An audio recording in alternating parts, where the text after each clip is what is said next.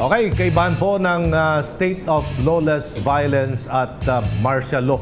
Kasi nga ngayon, naglabas na ang Malacanang ng executive order tungkol dito sa state of national emergency in line po sa state of lawless violence sa Pilipinas. Attorney Alicia Rizos Vidal, isang legal expert, makasama natin sa studio. Attorney Vidal, magandang umaga po, ma'am. Good morning, Aljo. Good morning din sa mga manonood natin. So, pending dito sa regulations na IRR, parang ganon, no? Ilalabas po parang, nila. Presidential Proclamation. Yes, ma'am. Meron na pong inilabas nilang state of lawless violence. Ano ba ito? Anong pinagkaiba nito sa martial law, Attorney Vidal? Napakalaki ng diferensya. Kasi itong state of lawless violence, parang sinasabi sa ating saligang batas, ito yung pagtatawag lamang ng presidente sa Armed Forces of the Philippines upang tumulong, upang masugpo ang mga kriminalidad. Kasi usually, yung mga dito sa baba, kumbaga hindi sa bundok, ay mga pulis lamang ang dapat mag-secure ng ating security. Ngunit hinihingi niya na ang tulong ng Armed Forces of the Philippines. Kaya ang mangyayari po, yung mga militar makikita na natin sa kalye natin na nagbabantay din upang matulungan ng mga kapulisan. Ibig sabihin, hindi na po nakaya ng kapulisan ang mga kaguluhan na nangyayari. Yung state of martial law naman, yun po ay binibigay po yan ng Kongreso, hindi po ng ating presidente. Pwede po siyang magsabi na may martial law at within 60 days, i-confirm po yan ng Kongreso sa majority vote po niyan. Okay, so linawin ko lang maglalabas pa lang ng guidelines ang Malacanang tungkol dito sa inilabas na executive order. Ano ba yung writ of habeas corpus na sinasabi nilang suspension of writ of habeas corpus dito po sa martial law? Pag sinabing suspension of writ of habeas corpus, kasi ang writ of habeas corpus ay i-produce mo yung body ng tao. Kumbaga, tinatanong mo, nasaan itong taong ito pag nawala? Pwede kang pumunta sa korte, i-produce ang isang bata o isang tao upang ilabas. Ngayon, itong suspension, kahit sino, pwede po yung kunin. At wala pong makakapag-question. Kumbaga, hindi ka makakapunta sa korte na, Court, asan na tong taong to? Ilabas nyo at makita namin dapat siya. Meron bang kapangyarihan ang Pangulo natin, Attorney Vidal, na magsasabing to call out ng militar at ilan pang mga law enforcement agencies upang isuppress ang lawless violence? Meron. Nasa saligang batas po yan. Opo. Sa Article 7, Section 18. Sinasabi, pwede niyan tawagin at tawagin ang ating mga militar katulad ng mga Armed Forces of the Philippines, Navy, ang ating iba pang militar upang i-secure at ipigilin ang state of lawless violence. Kasi naman po, wala pong hard and fast rule na definition itong lawless violence. Kapag sinabi ng pating Pangulo na may state of lawless violence, meron po kasi siyang nakakaalam being the Commander-in-Chief of the Armed Forces of the Philippines. Pwede bang humingi ng tulong din sa MILF o MNLF kung magvo-volunteer silang tumulong sa atin? Nasa saligang batas ang pwede lamang tawagin, being the Commander-in-Chief, ang tatawagin lamang ay ang militar, Armed Forces of the Philippines. Pero ginagawa na po ngayon ng MNLF at MILF, mama, tumutulong sila sa pagtugis sa mga Abu Sayyaf sa Mindanao. Siguro po ang tumutulong po sila, siguro in the manner, sa sarili nilang kakayahan. Hindi naman po siguro meron din silang kasama sila sa executive order or sa proclamation ng presidente upang sila ay tumugis din. Kasi nakakatakot po, baka bumaba sila dito at sila na mag-secure sa atin dito. Di ba? Baka lumabas, mag-take over sila dito sa atin. Hindi po maganda yon. Dapat po yung mga talagang sundalo lamang natin. So wala pa pong guidelines na nilabas. Wala. Ano po ang nakikita ninyong posibilidad dito po sa state of lawless violence na dineklara po ng Pangulo? Kasi diniklara ng Pangulo yan. Ang lalabas naman ngayon ay mag-i-issue na siya ng parang presidential proclamation na meron po tayong state of national emergency. Kapag ka na-issue po yung state of national emergency, ang magiging problema po natin ay maaari na pong magsabi ang ating Pangulo dahil sa mga nangyayari ngayon, pwede rin po niyang i-secure ng gobyerno ang mga telecommunication, public utilities na upang makatulong sa pagsugpo dito sa lawless violence. Halimbawa, pwede yung mga communication kasi ilagay under the control of the government kasi yung mga text at mga technology yan po kung bakit dumarami ang mga krimen kung hindi yan nakokontrol. So dapat din po tumulong din po yung mga private sector, yung mga kumpanyang ito upang masugpo ito. Pero pag hindi po sila tumulong at hindi na hinto, baka po ang ating pamahalaan o ang ating gobyerno ay pwedeng mag-take over sa mga public utilities at telecommunications. Wala bang malalabag na batas? Meron po tayong Data Privacy Act, meron po tayong iba't iba pang special laws tungkol sa privacy dito po sa pag-gather ng information. Depende po yan. Kung lumabas po dun sa kanilang proclamation, nakasama po yun, siguro po ay pwede po yung questionin. Nandun rin naman po sa saligang batas na pwede mo nga itanong sa Korte Suprema kung tama o hindi ang proclamation. Nararapat lang ba itong ginawa ng Pangulo considering the fact na sinasabi nga ng Malacanang sunod-sunod na ang mga pangyayaring krimen, lalo na sa Mindanao? Lately, yung bombing na ikinamatay ng 14 katao, civilian po yung inosente, at ilang pa mga pambobomba sa mga vital installations sa Mindanao, ma'am. Siguro sa akin, nararapat na rin kasi hindi lamang yun eh. Meron pa rin mga pinugutan ng ulo. Yes. O di ba? Tapos itong masasabi ko rin na lawless violence itong war against drugs kasi dapat matigil na rin naman. Siguro naman kung sakaling naideklara na ito, yung mga pagpatay sa mga inosenteng tao rin at mga drug addict at drug pusher, siguro mahihinto na dahil matatakot na rin silang gumawa ng krimen. At saka dadami na rin ng mga pulis.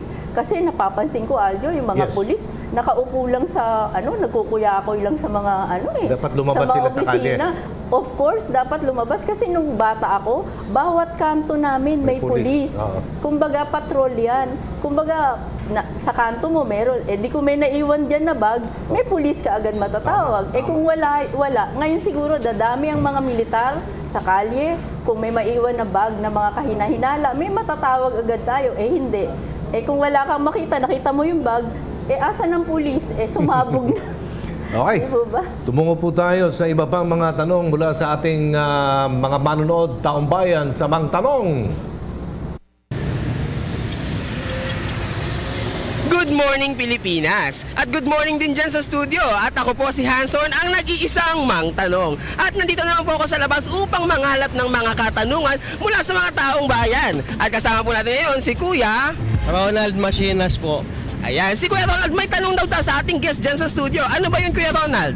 Ano po bang pinagkaiba ng martial law noon saka yung lawless po ngayon? Oh, simpleng katanungan ngunit may malaking impact sa ating lahat. Ano po ba pinagkaiba niyan? Balik po dyan sa studio.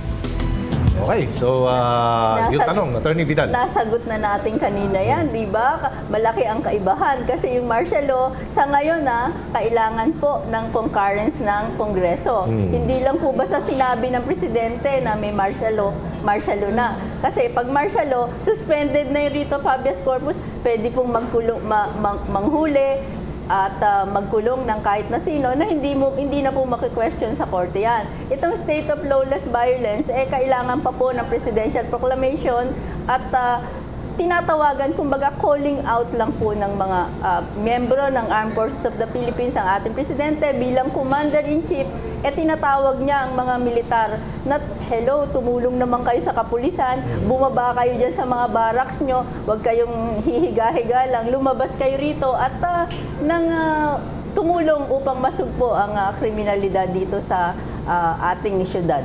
Pwede bang magpatupad ng nationwide curfew? Alinsunod po dito sa state of lawless violence, Attorney Vidal? Ay, oo, pwede. Pwede rin. Pwede rin. Kasi talagang, kumbaga, ang gabi, napakaraming krimen na nangyayari kung gabi. Mga palatandaan po ng ating mga kababayan, Attorney Vidal, kasi intensified checkpoints ang gagawin ng ating mga pulis at militar. Militar, pwede din mag-checkpoints, hindi po ba? Siguro, pwede na rin. Ano pong gagawin ng ating mga kababayan, mga motorista lalo na, sa pagko-conduct ng checkpoint? Ang checkpoint po ay dapat nakalagay po talaga na may checkpoint. At meron pong patrol car yan usually. Opo. Dapat at pwede po ba, wag na po kayong lalabas. Pag lumabas, dumating kayo sa checkpoint, patayin nyo yung headlight nyo at umupo kayo, hawakan yung manibela nyo. Ibig po sabihin, ipakita nyo yung kamay nyo. Wag po kayong tutungo-tungo, baka akala po, kumukuha kayo ng baril, mabaril kayo. So, maging magalang po, sabihin nyo po na eto, nakatayo ka lang at sila po magche-checkpoint. Usually visual lang po. Visual. Wala pong hahawakan sa inyo. Ngunit kung sinabi nakahinahinala, pwede ba ibuksan nyo yung inyong ang tawag dito, Compartment. yung compartment. Pwede po buksan po natin. Pero wag po tayong lalabas at wag po tayong makikipag-away sa nagche-checkpoint dahil ginagawa lang po nila yung kanilang trabaho. At palaging pagsabihan po natin yung ating mga kasama sa bahay kung hindi tayo kasama o ating mga driver na wag pong lalaban at wag pong makikipagsagutan. Lagi pong nakahawak ang kamay sa manibela at wag pong bubunot-bunot ng kung ano-ano. Alam nyo, lalo na kung militar, sanay po yung bumaril. Halimbawa, may consent sa part ng motorista, binuksan. In fact, violation na ba yan, ma'am, ng Hindi, karapatan? lalo na kung may consent. Halimbawa, pinabuksan sa'yo, binuksan mo naman. Eh kung ayaw mo, ayan, stand off kayo. Pwedeng hindi. Kung may baril pwedeng ka doon oo. sa loob na walang lisensya, Di huli ka. kung ayaw mong buksan, Eh hindi di- ka naman pupwersa. Hindi ka naman mapapwersa. Oh, di Yun wag lang mo na nasa lang batas. buksan. Wag mo na lang buksan. At saka wag na lang po kayo magdadala ng baril Baril. kung walang lisensya. Mm. Dahil po napakahirap pong mahuli. At lalo na po yung sa likod, hindi rin dapat binubuksan. Pero ngayon nga nakikita ko binubuksan yung mga sa motor. Opo. Di ba? Parang Oo nga, ano ba yung kalata? parang ano bang alituntunin violation dyan? yan eh. Hindi po, violation din yan. Ngunit pumayag naman yung tao dahil hindi naman pwedeng sila magbukas eh. Ikaw ang magbubukas. Pero sa ibang mga areas, talagang merong ganun na you have to be, pwede kang kapkapan. Yun sa mall, ano bang exceptions niyan, ma'am, sa Talaga- Plainview Doctrine? Hindi, talagang sa mall, pwede kang kapkapan dahil yun ay nakalagay, nakasaad na chine-check lang naman nila kung kung meron kang dala. Ngunit kung hindi ka magpakapkap at hindi ka rin papasukin, hala ka. Oo. Di ba? Pero yung sa mga eroplano, sa airport, sa seaports, talagang kapkapan ka dyan. Oo, Wala kang talaga. magagawa. Wala kang magagawa. Kung hindi, kung ayaw mong sumunod, huwag ka na sumakay. Huwag ka nang sumakay ng aeroplano. Okay. So, naiintindihan ba ng kasama mo dyan, Hans, ang kanyang tanong sa ating mang tanong, Hans? At yan po ang sagot ng ating guest. Kuya, naliwanagan ka po ba sa sagot ni Attorney Vidal? Opo, naliwanagan po ako. At talagang naliwanagan nga si Kuya Ronald dahil walang makukuhang sagot kung walang magtatanong. Kaya ako po si Mang Tanong. Maraming salamat po. Balik dyan sa studio. Thank you so much, Live mang pala tanong, siya. Hans. Okay. May limitasyon ba ang state of lawless violence, ma'am? Sa ngayon, wala pa eh. Kasi kung walang nakalagay sa ating saligang batas kung gaano katagal maaari itong ipatupad.